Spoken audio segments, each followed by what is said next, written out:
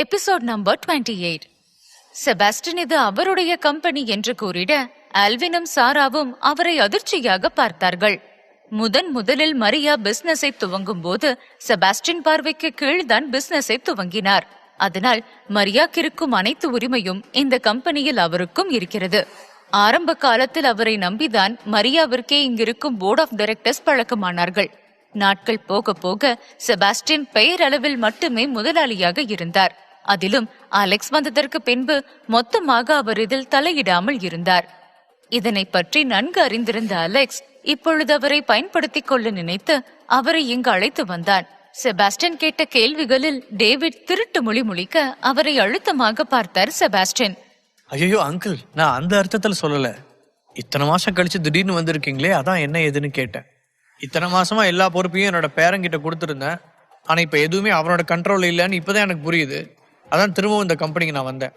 அவர் கூற்றில் அவரை அதிர்ச்சியாக பார்த்தார் டேவிட்.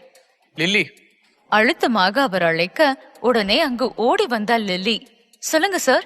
உடனே emergency board of director meeting arrange பண்ணு. நான் வர சொன்னதா எல்லாரையும் வர சொல்லு. அழுத்தமாக கூற லில்லி உடனே அதற்கான வேலைகளை செய்ய சென்றாள். இந்த கம்பெனில எனக்கும் மரியாக்கும் ஒரே அளவு உரிமை தான் இருக்கு. ஸோ இங்க நான் எடுக்கிற முடிவு தான் ஃபைனல் டெசிஷன். டேவிட், நீயும் மறக்காம மீட்டிங் வந்துரு. அழுத்தமாக கூறிவிட்டு அங்கிருந்து வெளியே செல்ல அலெக்ஸ் அவர்களை நக்கலாக பார்த்துவிட்டு அவனின் கேபினுக்கு சென்றான். அங்கு சென்றதுமே முதலில் பேசியது ஆல்வின் தான். வாவ் அலெக்ஸ், நீ பயங்கர புத்திசாலி. இதை நான் கொஞ்சம் கூட எக்ஸ்பெக்ட் பண்ணவே இல்லை. உன்னோட தாத்தா தான் ரியல் ஓனரா இருப்பாருன்னு எனக்கு தெரியல. எனக்கு முன்னவே தெரியும். ஆனா இவரும் கொஞ்ச நாளா இதுல தலையிடாம இருந்தாரு. ஸோ தேவையில்லாம டிஸ்டர்ப் பண்ண வேணாம்னு நினைச்சேன். ஆனா இந்த டேவிட் ரொம்ப எல்லாம் மீறி போயிட்டான். அதான் அவரை திரும்பவும் இங்கே வர வைக்க வேண்டியதாக போயிடுச்சு. உனக்கு உதவி பண்ணுறதுல எனக்கு எந்த ஒரு பிரச்சனையும் இல்லை அலெக்ஸ். போர்ட் ஆஃப் டைரக்டர்ஸ் கிட்ட நான் பேசுகிறேன். திரும்பவும் கம்பெனி உன்னோட பொறுப்புக்கு வரும். இல்லை, இப்போதைக்கு நீங்களே டெம்பரவரி சிஓவாக இருங்க. அம்மா வந்ததும் மொத்த பொறுப்பையும் நான் எடுத்துக்கிறேன். இப்போ இந்த பொசிஷனுக்கு நான் வந்தால் நிறைய பிரச்சனை வரும். ஸோ நீங்களே இருங்க. அவன் கூறுவதும் சரிதான் என்று உணர்ந்த செபாஸ்டின் அமைதியாக இருந்தார். வெளியே டேவிட் அவரின் கேபினில் குறுக்கும் நெடுக்கும் நடந்து கொண்டிருந்தார். என்னாச்சு டாடி? ஏன் ஒரு மாதிரி டென்ஷன்ல நடந்துட்டு இருக்கீங்க? ஏதாவது பிரச்சனையா? வந்தது அலெக்ஸ் தாத்தா தானே, அவருக்கு நீங்க ஏன் இவ்ளோ பயப்படுறீங்க? சாரா, அலெக்ஸ் அவனோட ட்ரம் கார்டை யூஸ் பண்ண ஆரம்பிச்சிட்டான். நாம எவ்வளோ சீக்கிரம் மூவ் பண்ண முடியுமோ அவ்வளோ சீக்கிரம் நகர்த்தணும். என்ன சொல்றீங்க? எனக்கு ஒன்றும் புரியலையே. நான் சொல்ற விஷயத்த மீடியா கிட்ட சொல்லு. கூடவே என்னோட எல்லா சோஷியல் மீடியாலையும் இதை போடு. அழுத்தமாக கூறிட அவர் அதன் பின் சொன்ன செய்தியை கேட்டு இன்ப அதிர்ச்சியில் மூழ்கினாள் சாரா. அடுத்த அரை மணி நேரத்தில் போர்ட் ஆஃப் டைரக்டர் மீட்டிங் நடைபெற அனைவரும் கான்ஃபரன்ஸ் ஹாலில் கூடினார்கள்.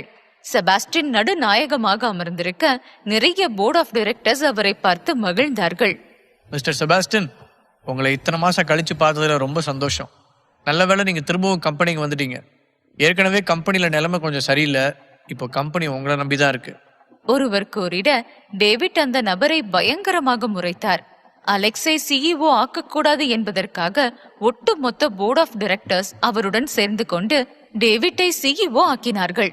இப்பொழுது அதே நிலைமை அவருக்கு எதிராக மாறுவதை பார்த்து கோபத்தில் அமர்ந்திருந்தார் டேவிட். எல்லா விஷயத்தையும் அலெக்ஸ் என்கிட்ட சொன்னான். அதான் நான் கம்பெனிக்காக திரும்பவும் வந்தேன். இந்த கம்பெனிக்கு நானும் மரியாவும் தான் லீகல் ஓனர்ஸ். இப்போ அவ இல்லாததுனால மொத்த பொறுப்பும் எனக்கு தான் இருக்கு. இனிமே இந்த டெம்பரவரி சிஓவுக்கு எந்த வேலையும் இல்லை. முழு பொறுப்பையும் நானே எடுத்துக்கிறேன். இதுக்கு முன்னாடி எல்லாரும் எந்தெந்த பொசிஷன்ல இருந்தீங்களோ அதே இதுல இருங்க. எப்போதும் போல அலெக்ஸ் அவனோட ஜெனரல் மேனேஜர் பதவியில இருக்கட்டும். அதே மாதிரி டேவிட் ஒரு ஷேர் ஹோல்டரா போர்ட் ஆஃப் மெம்பரா எப்படி இருந்தாரோ அப்படியே இருக்கட்டும். இதுக்கு முன்னாடி இந்த கம்பெனி எப்படி ரன் ஆகிட்டு இருந்துச்சோ அதே மாதிரிதான் இனிமேலும் ரன் ஆகும். யாரும் ஷேர்ஸ் பத்தியோ இல்ல கிளைண்ட் பத்தியோ கவலைப்பட வேண்டிய அவசியம் இல்லை. எல்லாத்துக்கும் பக்காவான பிளான் நான் வச்சிருக்கேன். இது எல்லாத்தையும் என்னால சுலபமா கையாள முடியும். அழுத்தம் திருத்தமாய் அவர் கூறிட அங்கிருக்கும் அனைவரும் கைத்தட்டினார்கள். அங்கிருக்கும் போர்ட் ஆஃப் டைரக்டர்ஸ் யாரும் டேவிட்டை பிடித்து போய் சிஇஓ ஆக்கவில்லை. அலெக்ஸ் மீது நம்பிக்கை இல்லாததனால் அவனுக்கு பயந்து டேவிட்டை சிஇஓ ஆக்கினார்கள். இப்பொழுது செபாஸ்டின் திரும்ப வந்தது அவர்கள் அனைவருக்கும் மிகவும் மகிழ்ச்சியாக இருந்தது. வந்ததுமே அதிரடியாக அவர் வேலைகளை செய்ய இனி கம்பெனியை பற்றி பயம் கொள்ள வேண்டாம் என நினைத்தார்கள். புதுசா எடுத்திருக்கிற எல்லா ப்ராஜெக்டும், இனிமேல் எடுக்க போற புது ப்ராஜெக்டும் எல்லாமே என்னோட டேபிளுக்கு வரணும். எல்லாத்துலயும் நான் சைன் பண்ணதுக்கு அப்புறம் தான் அந்த ப்ராஜெக்டை நம்ம இஷ்யூ பண்ணணும். நீங்க போர்ட் ஆஃப் டைரக்டர்ஸ் இந்த கம்பெனிக்கு இத்தனை வருஷமா எவ்வளோ கஷ்டப்பட்டிருக்கீங்கன்னு எனக்கு தெரியும். இப்போ மரியா இல்லாதது நமக்கு கொஞ்சம் கஷ்டம்தான். ஆனா இது எல்லாமே நம்ம ரொம்ப சுலபமா தாண்டி வந்துருவோம். அவளுக்கும் கொஞ்சம் இம்ப்ரூவ்மெண்ட் ஆயிருக்குன்னு டாக்டர் சொல்லியிருக்காங்க. ஸோ கூடிய சீக்கிரமே அவள் திரும்பவும் இங்கே வந்துடுவான்னு நம்புவோம். அழுத்தமாக அனைவரையும் பார்த்து கூற அனைவரும் அதனை ஆமோதிப்பது போல தலையசைத்தார்கள். இப்பொழுது அவர்களுக்கு அலெக்ஸை கண்டால் பயமும் இல்லை, தயக்கமும் இல்லை. அனைத்துமே செபாஸ்டின் பார்த்துக் கொள்வார் என நம்பிக்கையில் இருந்தார்கள். மீட்டிங் முடிஞ்சது. நீங்க எல்லாரும் நான் சொன்ன மாதிரி அவங்க வேலையை பார்க்கலாம். வந்ததும் அவரின் கருத்துக்களை கூறியதும் கிளம்பி விட்டார் செபாஸ்டின். அனைவருக்கும் மகிழ்ச்சியாக இருக்க டேவிட் ஒட்டுமொத்த பேரையும் பயங்கரமாய் முறைத்து கொண்டிருந்தார். எல்லாம் சரியான காரியவாதிகளா இருக்கானுங்க. அவனுங்களுக்கு காரியம் ஆகணும்னு என்ன சிஓ ஆக்குறானுங்க. இப்போ அந்த கிழமை வந்ததும் அவனாக்குறானுங்க. இவனுங்கள டே அலெக்ஸ், உன்னை நான் சும்மா விட மாட்டேன். பக்காவா பிளான் பண்ணி என்னோட சிஓ பதவிக்கு ஆப்பு வச்சுட்டல்ல, உன் வாழ்க்கைக்கு நான் ஆப்பு வைக்கிறேன்டா. கோபமாக மனதில் நினைத்தபடியே அந்த இடத்தை விட்டு வெளியேறினார் டேவிட். மீட்டிங் முடிந்ததும் அனைவரும் அலெக்ஸ் கேபினுக்கு வந்தார்கள். என்ன அலெக்ஸ், இப்ப சந்தோஷமா? நீ சொன்ன மாதிரியே நான் அவங்க எல்லார்கிட்டயும் பேசிட்டேன். பேரனின் பாசத்தை எதிர்பார்த்து அவர் கேட்க அவனோ அவருக்கு முகம் கொடுக்காமல் அமைதியாய் தலையை அசைத்தான். உங்களோட உதவிக்கு ரொம்ப நன்றி. இனிமே நான் உங்களை தொந்தரவு பண்ண மாட்டேன். நீங்க சிஓவா என்ன பண்ணணுமோ அதை மட்டும் பண்ணுங்க. எனக்காக நீங்க இதுக்கு மேல எதுவும் பண்ணணும்னு அவசியம் இல்லை. இது உங்க பொண்ணோட கம்பெனியை காப்பாத்துறதுக்காக தான் இந்த உதவியை உங்ககிட்ட கேட்டேன். அவரின் முகத்தை பார்க்காமல் பட்டும் படாமல் பேச செபாஸ்டினுக்கு ஒரு மாதிரியாகியது. இருந்தும் அவனின் பாசத்திற்கு தான் தகுதியற்றவன் என நினைத்தவர் அமைதியாய் அங்கு அமர்ந்திருந்தார். அவர்தானே சிறுவன் என்று கூட பாராமல் வீட்டை விட்டு வெளியே அனுப்பியவர். செய்த தவறுகள் அனைத்தும் நினைவு வந்து போக குற்ற உணர்விலே அமர்ந்திருந்தார். அந்த நேரம் கேபின் கதவை தட்டிக்கொண்டு பதட்டமாக உள்ளே ஓடி வந்தாள் லில்லி. Episode number 29. லில்லி பதட்டமாக உள்ளே ஓடி வர மூவரும் அவளை கேள்வியாக பார்த்தார்கள். என்னாச்சு லில்லி, ஏன் இவ்வளவு பதட்டமா ஓடி வரீங்க? சார், உடனே நியூஸ் சேனல் ஓபன் பண்ணி பாருங்க, பதட்டத்துடன் கூறிட ஆல்வின் செய்தியை போட்டுவிட்டான். அதில் கொஞ்ச நாளுக்கு முன்பு அலெக்ஸுக்கும் சாராவிற்கும் நடந்த என்கேஜ்மெண்ட் பற்றிய செய்தியும் கூடவே அடுத்த வாரத்தில் அவர்கள் திருமணம் என்ற செய்தி தேதியும் அறிவிக்கப்பட்டிருக்க அனைவரும் அதனை அதிர்ச்சியுடன் பார்த்தார்கள். இதனை பார்த்ததுமே அலெக்ஸுக்கு கோபம் வந்தது. அந்த ஆள் மனசுல என்ன நினைச்சிட்டு இருக்கான்? நம்ம கிட்ட ஒரு வார்த்தை கூட சொல்லாம திடீர்னு கல்யாண டேட் அனௌன்ஸ் பண்ணி வச்சிருக்கான். அவன் இஷ்டத்துக்கு எல்லாரும் பண்ணணும்னு நினைக்கிறானா? கோபமாக ஆல்வின் கத்த செபாஸ்டினுக்கும் கோபம் வந்தது. நானே முதல்ல இந்த என்கேஜ்மெண்ட்டை நிறுத்தணும்னு பார்த்தா இவன் அதுக்குள்ளேயும் கல்யாண டேட்டை ஃபிக்ஸ் பண்ணி வச்சிருக்கான். அவனுக்கு தெரிஞ்சிருக்கு நீங்க வந்ததுமே என்கேஜ்மெண்ட்டை கேன்சல் பண்ணுவீங்கன்னு. அதனாலதான் நாம அடுத்த மூவ் பண்றதுக்குள்ள கல்யாண டேட்டை ஃபிக்ஸ் பண்ணி வச்சிருக்கான். நான் ஏற்கனவே அவங்க கிட்ட சொல்லிட்டேன், அம்மா இல்லாம எதுவும் நடக்காதுன்னு. இப்ப வேணும்னே இந்த விஷயத்தை பெருசாக்க பாக்குறான். ஆனா சார், இப்ப நம்ம இந்த கல்யாணத்தை ஸ்டாப் பண்றோம்னு சொன்னா நிச்சயம் அது நமக்கு கெட்ட பேரை தான் உண்டாக்கும். அதுக்குதான் அந்த டேவிட் பிளான் பண்ணிருப்பான். இப்போ மேடமும் இல்ல, அதனால நம்ம கல்யாணத்தை ஸ்டாப் பண்ண அவங்கள யூஸ் பண்ணிக்கிட்டோம்னு வெளியே சொல்லி நம்ம கம்பெனியோட மானத்தை வாங்க பாப்பாங்க. அதுவும் இல்லாம இந்த விஷயம் உங்களுக்கு எதிரா கூட திரும்பும். ஏன்னா இது ரொம்ப சென்சிட்டிவான விஷயம். ஒரு பொண்ணோட கல்யாணத்தை நிறுத்துறத இங்க இருக்கிற ஆளுங்களே ஒரு மிகப்பெரிய விஷயமா தான் பாப்பாங்க. அதனால இப்ப நம்ம கல்யாணத்தை நிறுத்துறோம்னு சொன்னா அது நமக்கு தான் பிரச்சனையாகும். நிச்சயமா அந்த டேவிட் நம்ம கொடுத்த வாக்க காப்பாத்தலன்னு பிரச்சனை பண்ணுவான். நீ சொல்றதும் சரிதான். அதுக்காக தான் இந்த விஷயத்த வேற மாதிரி ஹேண்டில் பண்ணணும்னு நினைக்கிறேன். அழுத்தமாக சொன்ன அலெக்ஸ் ஆல்வினை திரும்பி பார்க்க அவனும் சம்மதமாக தலையசைத்தான். ஏற்கனவே சாரா பற்றிய விஷயங்களை அவன் மூலமாக சேகரிக்க சொல்லியிருந்தான். அதனை வைத்துதான் சாராவிற்கு ஆப்பு வைக்க வேண்டும் என நினைத்துக் கொண்டார்கள். இவர்கள் எல்லாம் இதை பற்றி பேசிக் கொண்டிருக்க அங்கு ஸ்டெல்லா வீட்டில் நிலைமையே மொத்தமாக மாறியிருந்தது. செய்தியில் இதனை கண்டதுமே ஸ்டெல்லா அப்பா ஸ்டீஃபனுக்கு பயங்கர கோபம் வந்தது. ருத்ரமூர்த்தியாக வீட்டில் நடந்து கொண்டிருக்க ஸ்டெல்லா ஜாய் தோளில் முகத்தை புதைத்து அழுது கொண்டிருந்தாள். இப்ப எதுக்கடி வந்து கண்ண கஸ்கிட்டு இருக்கிற? அவன் கூட பழகாதன்னு ஏற்கனவே நானும் உங்க அப்பாவும் அந்த பிரச்சனை வந்தப்பவே சொன்னோம்ல, கேட்டியா? என்னமோ அவன் உன்னை லவ் பண்றான் அப்படி இப்படின்னு. உன்னை லவ் பண்றவன் இன்னொரு பொண்ணை கல்யாணம் பண்ணிக்க சம்மதிப்பானா? இந்த பணக்காரங்களுக்கெல்லாம் ஒரே புத்தி தான். அவங்க தகுதிக்கு யார் இருக்கிறாங்களோ அவங்களதான் பாப்பாங்க. நம்ம ஸ்டேட்டஸுக்கும் அவங்க ஸ்டேட்டஸுக்கும் ஏணி வச்சா கூட எட்டாது. இதுக்குதான் ஆரம்பத்திலேயே நான் படிச்சு சொன்னேன், கேட்டியா? அடுத்த வாரம் அவனுக்கும் அந்த பொண்ணுக்கும் கல்யாணம் நடக்க போகுது. மேடம் என்ன பண்ண போறீங்க? இப்படியே உட்கார்ந்து அழுதுகிட்டு இருக்க போறியா? எலிசபெத் அவளை திட்டிக் கொண்டிருக்க நடப்பது எதுவும் புரியாத ஸ்டெல்லா ஜாய் தோளில் சாய்ந்து கண்ணீர் வடித்துக் கொண்டிருந்தாள். நான் இவ்வளவு தூரம் சொல்லியும் நீ கேட்காம அன்னைக்கு அந்த பையன் கூட போயிருக்கிற. இதுல உன் அக்கா கிட்ட ஃப்ரெண்டு வீட்டுல தங்குறேன்னு போய் வேற சொல்லியிருக்கிற. அவன் உன்னை யூஸ் பண்ணிக்கிறான். அது புரியுதா இல்லையா? என் பொண்ணு தப்பா வளர்த்துட்டேனேன்னு இருக்கு எனக்கு. வருத்தத்துடன் ஸ்டீஃபன் வார்த்தையை விட அதில் நொறுங்கி போனாள் ஸ்டெல்லா.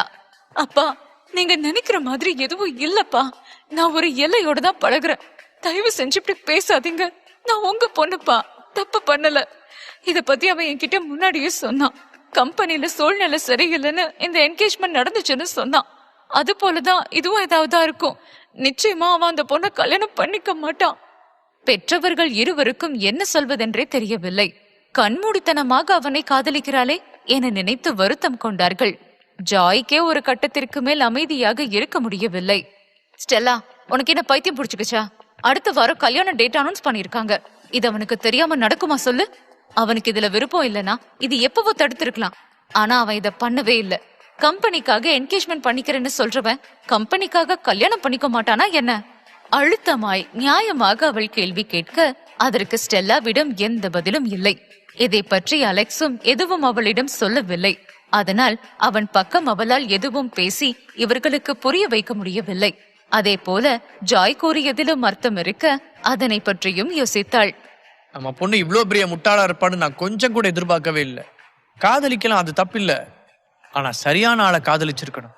சின்ன பொண்ணுன்னு ஓவர் செல்லம் கொடுத்து வளர்த்துட்டேன். இப்ப அவளோட வாழ்க்கையே தொலைச்சிட்டு வந்து நிக்கிறா.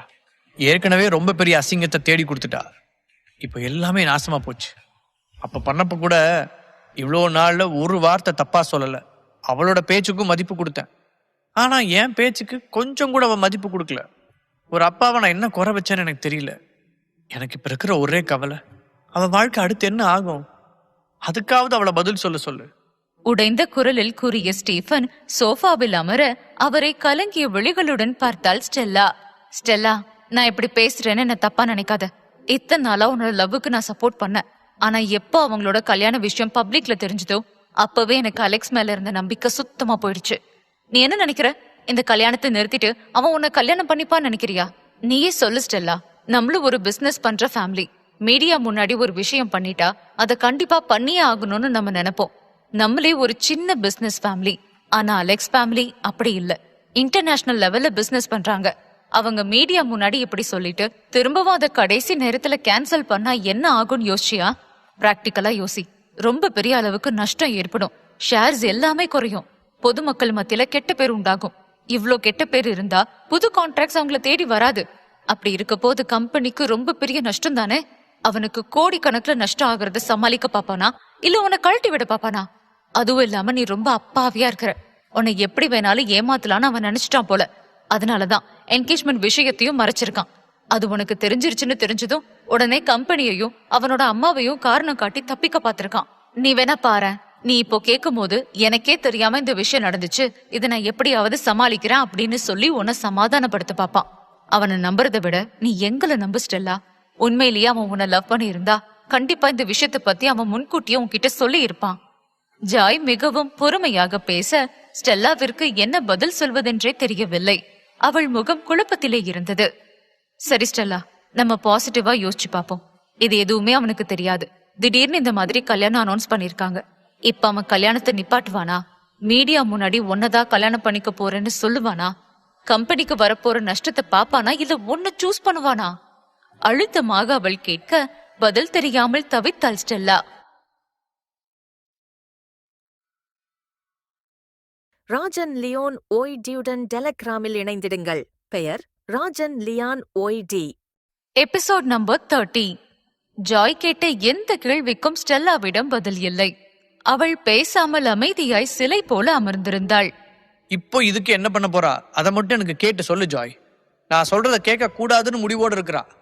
இப்போவாது நான் சொல்றத கேட்பாளா இல்ல அவன் முடிவுதான் பெருசுன்னு அதுலயே இருப்பாளா? அதான் அப்பா கேக்குறாருல்ல, சொல்லுடி. உனக்காக எல்லாத்தையும் பார்த்து பார்த்து பண்ற மனுஷன். நான் உன்னை திட்டுனா கூட உன்னை திட்டக்கூடாதுன்னு என்ன திட்டுவாரு. அவருக்கு இப்படி ஒரு அவமானத்தை தேடி கொடுத்துட்டியே, இனிமே என்ன பண்ண போற? அப்பா, எனக்கு நிஜமா இப்போ என்ன பண்றதுன்னு தெரியல. எதனால இப்படி பண்ணான்னு எனக்கு சத்தியமா தெரியாது. ஆனா ஒண்ணு மட்டும் உறுதியா சொல்றேன், கண்டிப்பா இதுல அவனுக்கு விருப்பம் இருந்திருக்காதுப்பா.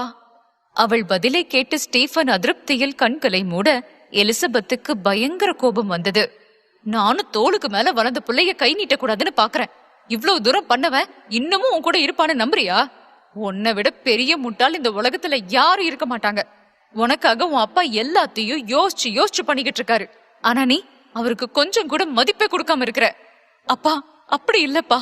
ஒரே ஒரு தடவை அவங்க கிட்ட நான் பேசி பாக்குறேன். சரிப்பட்டு வரலன்னா நீங்க சொல்றத நான் செய்ய ரெடியா இருக்கேன். இன்னும் என்ன பேச போற ஸ்டெல்லா? உன்னை கல்யாணம் பண்ணிக்க சொல்ல போறியா? அதுக்கப்புறம் ஒத்துப்பான்னு நினைக்கிறியா? உனக்கே தெரியும் நான் எல்லா விஷயத்தையும் தெளிவா பேசி முடிவெடுக்கிற ஆளுன்னு. நீ இன்னும் அவனை புரிஞ்சுக்கல ஸ்டெல்லா. நீ இன்னும் உன்னோட லவ்வையே புடிச்சுக்கிட்டு தொங்கிட்டு இருக்கிற. ஆனா அவன் எல்லாத்தையும் பிசினஸா தான் பாக்குறான். அவனை நம்புறது ரொம்ப வேஸ்ட். சரி, நீ பேசு. ஆனா உன்னை அவன் ஏத்துப்பான்னு சொன்னா சந்தோஷம். ஆனா இந்த கல்யாணத்தை நிறுத்த முடியாது அப்படின்னு சொன்னா நான் பாக்குற மாப்பிள்ளையை நீ கல்யாணம் பண்ணிப்பியா? அழுத்தமாக ஸ்டீஃபன் கேட்க அவரை அதிர்ச்சியுடன் பார்த்தாள் ஸ்டெல்லா. திடீர் என எப்படி கேட்பார் என மூவருமே எதிர்பார்க்கவில்லை. என்னங்க திடீர்னு இப்படி கேக்குறீங்க? அப்பா, அவ இன்னும் சின்ன பொண்ணு. அவகிட்ட எதுக்காக இப்படி கேக்குறீங்க?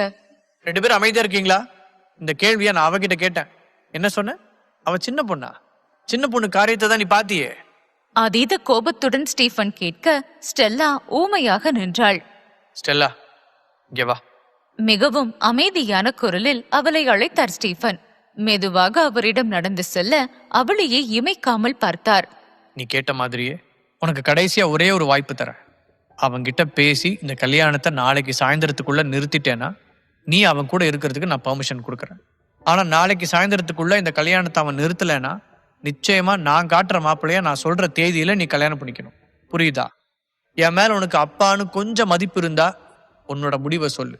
இல்ல என்னானாலும் அவனை விட மாட்டேன், அவன் என்னதான் லவ் பண்றான்னு இன்னும் முட்டாள்தனமா பேசிட்டு இருந்தா நான் இதுக்கு மேல உன் விஷயத்துல தலையிட மாட்டேன். அழுத்தமாக அவர் கூறிட ஸ்டெல்லா திகைத்து போய் நின்றாள். அவளுக்கு என்ன செய்வதென்றே தெரியவில்லை. ஆழமாக யோசித்தவள் அவள் முடிவை கூறினாள். சரிப்பா, நான் அவன்கிட்ட பேசுறேன். கண்டிப்பா இது நடந்ததுக்கு ஒரு காரணம் இருக்கும். நீங்க சொன்னது போல நான் செய்ய சொல்றேன். அவனால இந்த கல்யாணத்தை நிறுத்த முடியலனா இனிமே நீங்க சொல்றத நான் கேக்குறேன். மனதை இரும்பாக்கி கொண்டு கூறிட ஸ்டீஃபன் அழுத்தமாய் அவளை பார்த்தார். மறுபக்கம் அலெக்ஸ் ஆபீஸில் 4 பேரும் பேசிக் கொண்டிருந்தார்கள். எப்படி சாராவை இதில் மாட்ட வைப்பது என தீவிரமாக யோசித்துக் கொண்டிருக்க ஆல்வின் திடீர் என்று சிரித்தான். உனக்கு என்ன பைத்தியம் முடிச்சிருச்சா? திடீர்னு லூஸ் மாதிரி சிரிக்கிற? அதில் அவனை நக்கலாக பார்த்த ஆல்வின் இன்னும் சிரித்தான். இல்ல, உன்னோட நிலைமை நினைச்சேன், சிரிச்சேன். அதான் எனக்கே தெரியுமே, ஊரே சிரிக்கிற அளவுக்கு அந்த டேவிட் கொண்டு வந்து நிறுத்திட்டானே. கடுப்புடன் அவன் சொல்லிக் கொண்டிருந்தான். அட அத சொல்லல, இன்னொரு முக்கியமான பிரச்சனையை மறந்துட்டியே. என்னது? அந்த பெஞ்சமின் விஷயமா? அட நம்ம ஸ்டெல்லாவை மறந்துட்டியே. ஆல்வின் சிரிப்புடன் கூற அலெக்ஸ் அதிர்ச்சியில் உறைந்தான். ஓ ஷிட், அவளை மறந்துட்டனே. இந்நேரம் இந்த விஷயம் அவ வீட்டுக்கு தெரிஞ்சிருக்குமோ? இது என்ன கேள்வி? ஊருக்கே இந்த விஷயம் தெரிஞ்சிருச்சு, அவ அப்பனுக்கு மட்டும் தெரியாமலா இருக்கும்? போச்சு போச்சு, எல்லாம் போச்சு. இந்நேரம் அவளை என்ன பண்றாங்களோ, நான் உடனே அங்க போகணும். அலெக்ஸ் வெகு வேகமாய் அவனின் கார் சாவியை எடுத்துக்கொண்டு கிளம்ப பார்த்தான். ஓப்போ, உன்னதான் ஆரத்தி எடுத்து வர வைக்கிறதுக்கு அவன் அப்பா அம்மாவும் வெயிட் பண்ணிட்டு இருக்காங்க. நக்கலுடன் அவன் கூற அவனை திரும்பி முறைத்தான் அலெக்ஸ். பின்னென்ன, நீதானே அடிக்கடி சொல்லுவ அவ அப்பாவுக்கு உன்னை பிடிக்காதுன்னு. இப்போ உன்னோட கல்யாண விஷயம் தெரிஞ்சு இன்னும் கோபத்துல இருப்பாரு. இந்த மாதிரி நேரத்துல அவளை நேர்ல பார்க்க போறியா? இது என்ன, அன்னைக்கு ராத்திரி திருட்டுத்தனமா அவளை பார்க்க போனோமே, அது மாதிரி நினைச்சிட்டியா? எனது ராத்திரி திருட்டுத்தனமா பார்க்க போனீங்களா? லில்லி அதிர்ச்சியில் வாயை பிளக்க அலெக்ஸ் தலையில் அடித்துக் கொண்டான். டேய், உன் வாய்க்கு ஒரு லிமிட்டே கிடையாதா? கண்டிப்பா இந்நேரம் வீட்டுல ரொம்ப பெரிய பிரச்சனை நடந்துட்டு இருக்கும் தான். நான் நேர்ல போய் விளக்கம் சொன்னாதான் அவங்க எல்லாருக்கும் புரியும். அலெக்ஸ், நான் வேணும்னா நேர்ல வந்து பேசவா? செபாஸ்டின் கேட்க அவரை பயங்கரமாய் முறைத்தான் அலெக்ஸ். அவங்க வீட்டுல என்ன உள்ள சேர்க்காததுக்கு முதல் காரணமே நீங்க தான். அமைதியா இருங்க. கடுப்புடன் அவன் கூற வாயை மூடிக்கொண்டார் தாத்தா. நிதானமா இரு. ஸ்டெல்லாவை வெளியில கூப்பிட்டு மீட் பண்ணி நேர்ல பார்த்து சொல்லு. ஏன்னா அவளுமே இந்த மாதிரி நேரத்துல குழப்பத்துலதான் இருப்பா. நீ வீட்டுக்கு போனா அங்க பேசுற பேச்சுல அவ இன்னும் குழம்பிடுவா. அலெக்ஸ் பதில் பேச வரும்போது அவனின் போன் அடிக்க ஸ்டெல்லா அழைத்திருப்பதை பார்த்து கண்களை அகல விரித்தான். டேய், அதுக்குள்ள ஸ்டெல்லா கால் பண்ணிட்டா. என்ன சொல்ல போறாளோ? பதட்டத்துடன் அழைப்பை ஏற்று பேசினான். ஸ்டெல்லா, இரு அலெக்ஸ், முதல்ல நான் பேசுறேன். கண்டிப்பா நீயே எனக்கு எக்ஸ்பிளனேஷன் கொடுக்கணும்னு நினைச்சிருப்ப. என்ன சொல்ல போற? அப்போ கம்பெனிய காப்பாத்துறதுக்காக என்கேஜ்மெண்ட் பண்ண. இப்ப அடுத்தது கல்யாணம். சோ இதான் உன்னோட முடிவா? என்னோட எக்ஸ்பிளனேஷனை கேளு ஸ்டெல்லா. இது எதுவுமே எனக்கு தெரிஞ்சு நடக்கல. கல்யாண டேட்டை என்ன கேட்டே ஃபிக்ஸ் பண்ணல. இதுக்கும் எனக்கும் எந்த சம்மந்தமும் இல்லை. அந்த டேவிடும் சாராவும் அவசரப்பட்டு மீடியா கிட்ட நேரடியாக இன்ஃபர்மேஷன் கொடுத்துட்டாங்க. ஜாய் சொன்னது போலவே அவன் சொல்கிறானே, என்ன நினைத்தாள் ஸ்டெல்லா. தெரியும் இதான் நீ சொல்லுவேன்னு. சோ அடுத்து என்ன பண்ண போற? அதுக்கான வழிதான் நான் தேடிட்டு இருக்கேன். ஸ்டெல்லா, கூடிய சீக்கிரமே இதுக்கு ஒரு முடிவு கட்டுறேன். ஏன் அலெக்ஸ், ஒரு பிரஸ் கான்ஃபரன்ஸ் வச்சு இந்த கல்யாணத்தை உன்னால நிறுத்த முடியாதா? உனக்கு இதுல விருப்பம் இல்லைன்னு ஒரு வார்த்தை நேரடியா சொல்லிட்டா எல்லா பிரச்சனையும் முடிஞ்சிருமே. ஸ்டெல்லா, உனக்கே தெரியும் அது சாதாரண விஷயம் இல்லைன்னு. நான் அந்த மாதிரி பண்ணா ரொம்ப பெரிய இழப்பு ஏற்படும், ரெப்யூட்டேஷன் பாதிக்கப்படும். ஸோ நேரடியாக அப்படி சொல்ல முடியாது. அவன் பதிலில் ஸ்டெல்லா இதயம் உடைந்தது. ஓஹோ, அப்போ என்ன பண்றதா இருக்கிற? எதுக்கு ஒரு முடிவு கட்ட போற? எனக்கா இல்ல அவளுக்கா? ஸ்டெல்லா, நீ குழப்பத்தில் இருக்கேன்னு எனக்கு நல்லா தெரியுது. ஆனால் ஒரு விஷயத்தை மட்டும் உன்னோட மனசில் ஃபிக்ஸ் பண்ணிக்கோ. உன்னைதான் நான் லவ் பண்ணுறேன். அலெக்ஸ், நாளைக்கு சாயந்தரத்துக்குள்ள இந்த கல்யாணத்தை நீ நிப்பாட்டிட்டா என்ன காண்டாக்ட் பண்ணு. இல்லனா இனிமே என்கிட்ட பேசாத, என்ன மொத்தமா மறந்துடு. அழுத்தமாக கூறிய ஸ்டெல்லா உடனே அழைப்பை துண்டிக்க அதிர்ச்சியில் உறைந்தான் அலெக்ஸ்.